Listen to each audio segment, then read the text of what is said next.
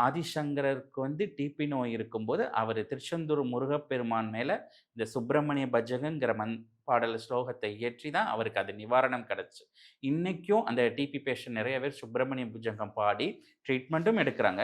வேகமா க்யூர் ஆகுறதும் எனக்கு எக்ஸ்பீரியன்ஸ் சொல்லியிருக்காங்க. அப்போ ஒவ்வொரு பதிகங்களோ, ஒவ்வொரு மந்திரங்களோ கண்டிப்பா நம்ம வாழ்க்கையில ஒரு தாக்கத்த ஏற்படுத்தும்னா, கண்டிப்பா ஏற்படுத்தும். சில பதிகங்கள் ஐஸ்வர்யத்த கிரியேட் பண்ணும். எப்படி கிரியேட் பண்ணும்? நம்ம சொல்லியிருக்கோம். பணம் வேணும்னா நம்மளுடைய எண்ணங்கள்ல, உணர்வுகளே ஒரு ஷிஃப்ட் நடக்கணுங்கிறது.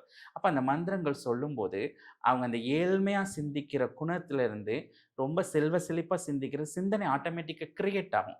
கிரியேட் ஆயி, அதுக்கடுத்து அடுத்த லெவல் நம்மளுக்கு அத அட்ராக்ட் பண்ணக்கூடிய ஒரு சூழல்ல கொண்டு போகும். ஸோ மந்திரம் படிச்சா எப்படி பணம் வரும் அப்படின்னா, மந்திரம் படிச்சா ஃபர்ஸ்ட்டு உழைக்கணுங்கிற ஒரு அந்த ஆசைய தூண்டும்.